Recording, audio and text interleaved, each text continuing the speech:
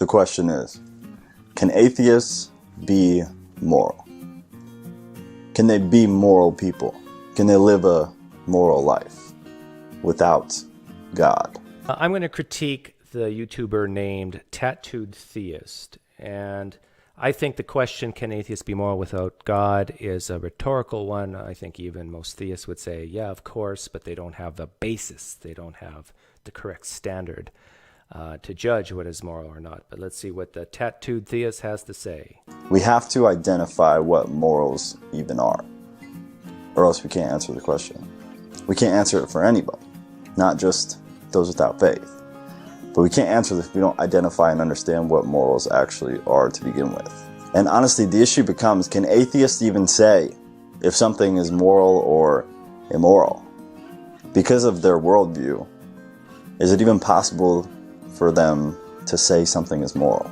An atheist can say that something's moral or not, and I think most theists would agree with that. And again, I think most theists would question, do they have a basis, a foundation to say, a justification, a rationale to say that something is moral or not? Not all, but most, believe that morals are universal, that they are objective, that they are not subjective, that there are things that are universally thought to be right or wrong. I personally think that morality is a personal thing, ethics is a community thing, and for me, a lot of what I believe to be moral or not stems from genetics, my culture, how I was raised, and then as I get older, I start to really think deeply and critically examine what I think is moral or not. And then when I have that sort of moral code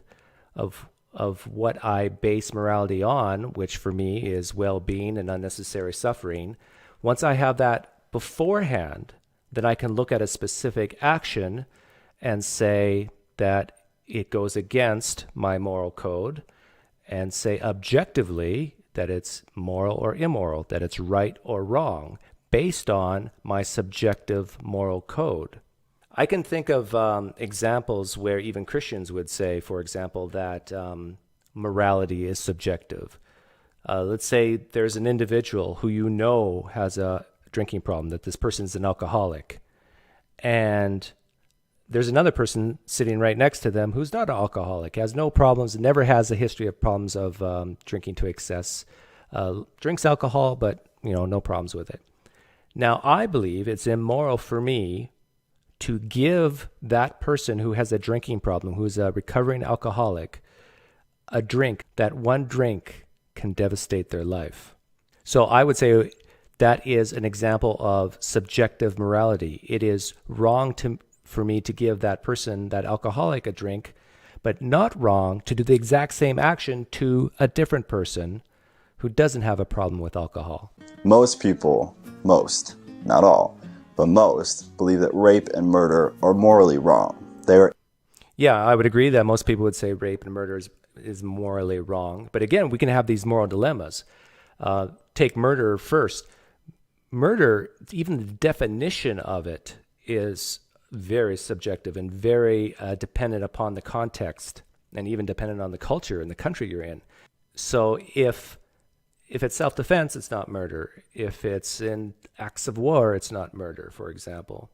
But going to the rape, that's I think one that most societies are agreed upon, that if it's rape, that it is morally wrong. But we can imagine situations where rape might be right. And now this is, the tough moral dilemma where if someone says, you raped this woman, and if you don't, 1 million babies will die. Now, what do you do in that situation? See, religious people don't have an issue answering this question because in most religions, not all, but most, the god or gods they're kind of in unison with the idea that something like murder is wrong, it's immoral. I think atheists and theists alike are in unison with this, that murder and rape is wrong in general. But again, we can think of moral dilemmas where it becomes right. In fact, for the Christian, you can very quickly think of Well, if God sanctions it, it is now right, but then it's not called murder, it's called justice. Now, that's because in most religions, again, not all, but most, humans are special. They're specifically designed a certain way. They serve a specific purpose. They're special as far as our world. They're special because they're the most intelligent mammal. That's why we're special. But we weren't designed a certain way. We evolved a certain way. We're like the upper tier, that they have purpose and value. So to murder them would be to snuff out that purpose and value. So most people who believe in a creator of some kind are in agreement that murder is wrong because of that reason. Now, I know what you're thinking. Well, Joe, the Bible is chock full of murder. How do you make sense of that? To which I would say, you are absolutely right. The Old Testament has tons of murder. And not only murder, but God sanctioned, God demanded murder. Now, most Christians, not I, but most Christians will say that this is okay because it's God. Whoa. Are you saying that you don't agree with it? That it's not okay that God sanctions murder?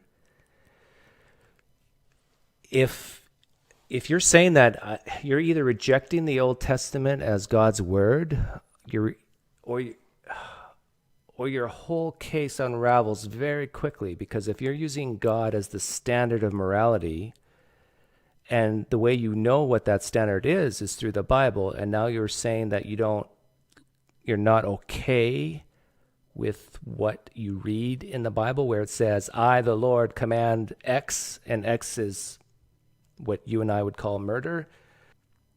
I think you got a huge problem on your hands at this point, because now a lot of Christians are going to accuse you of cherry picking what you believe and what you don't out of the Bible. I, for one, commend you. I think what you just said is great. I think Christians, you should run away as fast as you can from the Yahweh described in the Old Testament. I congratulate you. Kudos to you. Everything is his, so he has the right to create or destroy whatever he pleases for whatever reason. Essentially, that people belong to God, so he can make them and destroy them whenever, however he Might makes right. wants. I don't agree with that. This is one of many issues that I have with the Christian scriptures. They'll use this parenting analogy, and it goes like this. A parent is allowed to do something that kids are not allowed to do. So a parent may say, no, you can't eat ice cream, but I can eat ice cream. So when they put their kid to bed, they eat ice cream, which is something they just told their kid that they can't do.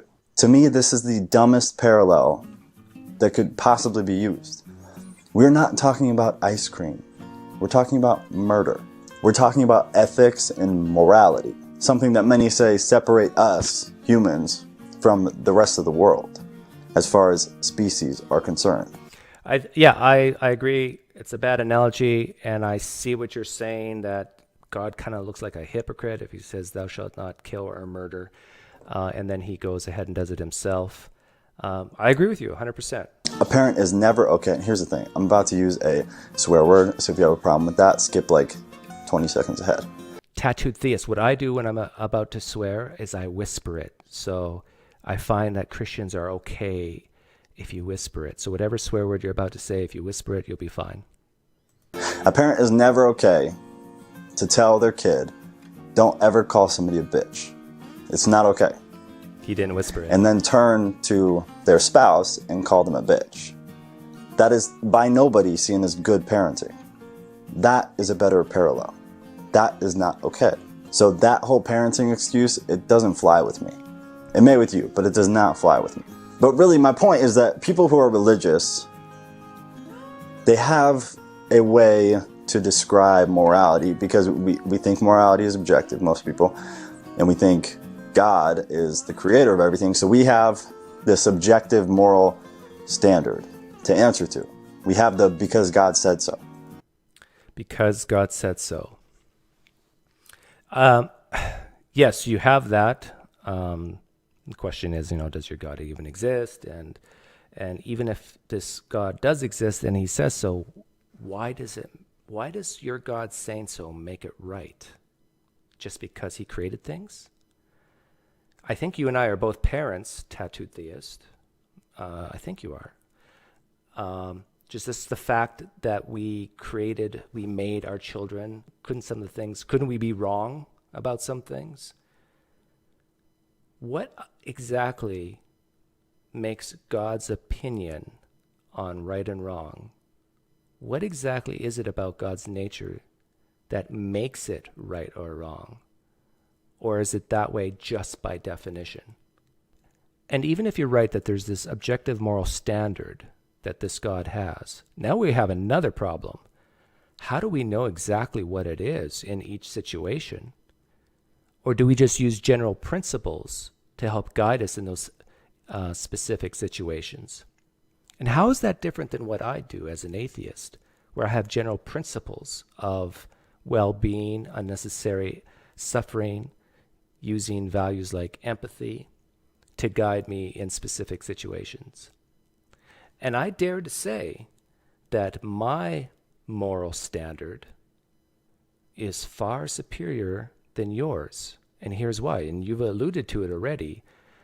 Yahweh of the Old Testament has done some, I would say, based on my morality, that drowning babies during the flood, if he did that in the Old Testament, is morally wrong.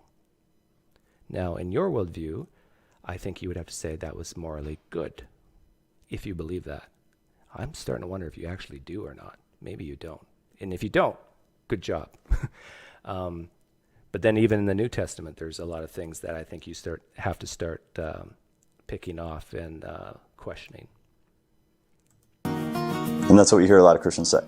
Murder's wrong because God said so. So you might ask, well, why don't atheists murder? They have no objective moral standard. They have no God to report to. No, we do have an objective moral standard. A lot of atheists will use well-being, unnecessary suffering, empathy, to say, well, I'm not going to murder that person because I wouldn't want to be murdered, because there's a lot of people who would be sad if I was gone, because I don't want to live in a society where people are going around killing each other. Now, again, there's many reasons to kill people if it's to save a lot of other people. So you have to look at each situation in context. With their good deeds or bad deeds. They have nothing greater than themselves telling them what is acceptable and what is unacceptable, what is moral and what is immoral. Why do you need someone greater than yourself to tell you what's acceptable or what's moral, what's not moral? It's like, let's get back to your parenting analogy that you hated before. Like, don't you want your children to grow up at some point and to think for themselves? Or do you want them to always stay like daddy's little boy and say, no, I'm not going to do X because daddy says so? They'll say, well, I don't need a God to tell me that rape is wrong. To which I say, okay, then why is rape wrong? And then they'll always go here. They'll blubber some stuff about human value, the value of human life. To which I say, why are humans valuable? What gives people value? Other people. Most atheists, not all, but a lot, they believe that we are literally stardust. Not literally stardust. We are made of the same atoms, the same elements as stardust. Almost all atheists believe that we're matter. We're just matter. Here's my thing. If you're just matter, you don't matter. You can't say human life has value and you have nothing to back that statement. Things have value based on other people that place value on things. A rock to you and me might not have any value, but a rock to a certain kid, for whatever reason, maybe it was a gift given by his mother, that rock has value. That value was given to that rock by that person. And in the same way, we have been given value by other people. That makes it just your opinion that human life. If it's just our opinion, why does God's opinion matter more to you than other people? Is it just because he created you? Is it because he's powerful? Is it because you believe he can snuff you out? Is it because you believe that he determines whether you go to heaven or hell? What exactly is it about God that makes his opinion better than yours? Is it the fact that he's omniscient and he can see the future and help you and guide you in your life?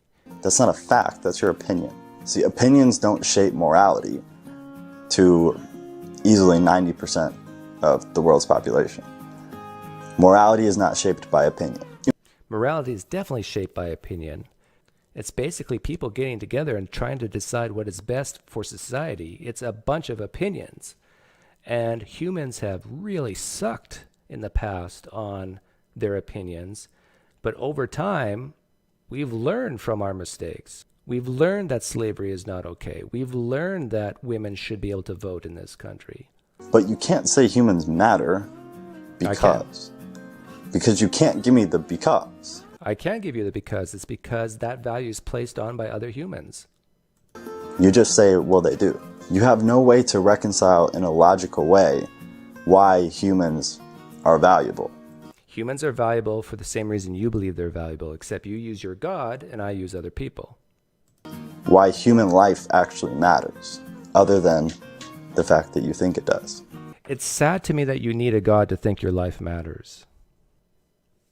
But I understand that a lot of people think that unless there's this gravitas behind it, that this powerful being or beings decree that you have value, then, they decreed it, so I guess it's true, and now I have value. But that argument doesn't hold weight. That's just your opinion. So atheists can say something is moral or immoral. I have yet to hear a sufficient argument as to why. Why? I just gave you one. And again, I'll ask the question, why does God's opinion matter more than yours? And I think you're going to answer things like, well, because he created everything. He's all powerful. He's all knowing. But when the rubber hits the road, what has that done for you? Like, if there's evidence that your life, that the Christian life, for example, can be lived better because of this special knowledge, this omniscience, the fact that God's all powerful, that he created you, that helps you become more moral, you know what? That's something I can get behind. I would seriously consider it. But is there any evidence that Christians are more moral than non-Christians and atheists? From what basis do you draw when you're deciding something is moral or immoral? Atheists can absolutely live moral lives. In fact, and this is embarrassing to say, I know more atheists who live good and moral lives than I do Christians. Yes, thank you. You just made my point. So God's opinion doesn't matter if there's no way to help you become more moral. And I agree with you. In my experience, atheists tend to think through things a little bit more than Christians. And I think it stems from this whole concept that, well, the boss said so. When the boss says something and you just follow it, it kind of shuts down the critical thinking part of the brain. And I think if people start to really think about what they're doing and if it's right or wrong, it helps them become more moral. And maybe that's why you and I both, in our experience, have seen atheists more moral than Christians. And by the way, this bothers a lot of Christians, not just you. Like you said, I'm embarrassed to say. So a question I love to ask is, you have two societies, one Christian society, one atheist society. The Christians have a basis, they have a justification, they have a standard, an objective standard for their morality. And let's just say the atheists don't. Not at all. But the atheist society is more moral. And however you want to define it, tattooed theist, they're more moral than the Christian society. Question, which society would you rather live in? I know more atheists who live up to the moral standard, the objective moral standard of God and what Jesus taught, than I do Christians. They just don't believe it. They don't believe in God. They don't believe Jesus was God. But they're You call it God's standard, but really I think it's the standard of well-being, unnecessary suffering, the standard of showing empathy to others. But you view all those things as part of God's standard, is my guess. But here's a thought experiment for you, tattooed theist. Imagine starting tomorrow for 3 hours, your God decreed, ordained, sanctioned, caused the utmost suffering for every human being on the planet for 3 hours starting tomorrow morning. For reasons unknown to you. God's ways are higher than our ways, right? I think you are forced to say this is good and moral. Whereas I can say, that's evil. Your God's evil. And that's the difference between you and I. their lives reflect what God commanded and Jesus was an example of, more than, on average, in my experience, not yours, mine, on average, better than the Christians that I've known, which is sad. And it's one of the reasons that I've separated myself from the Christian faith system, from the system of Christianity. I'm glad you corrected yourself there, otherwise there'd be a lot of Christians mad at you. I found that some of the most moral and good people, by the God I believe in's standard, are people who don't believe in God. They're just really in tune with themselves, and therefore, in my opinion, they're in tune with God, whether they know it or not. Now, as always, this is just my opinion, so woosah, chill. It's my opinion, based on my experiences, my observation. I appreciate your opinion. I really do. I'm not, if you feel like I'm coming down hard on you in this critique, in fact, I shouldn't even call it a critique video. But my question for you, tattooed theist, is like, why do you need God? You've just admitted that in your experience, atheists have been more moral than Christians. So it's obvious that the belief in God doesn't matter when it comes to morality. So why do you personally need God? What's the deal? I can guess. Is it afterlife? Is that why you believe in God? Did you have some experience that you can't explain? And you thought, oh, this experience has to be caused by God or God ordained in some way? Why exactly do you need this God? And if you stop believing in him, what would the consequences be? How would your life change?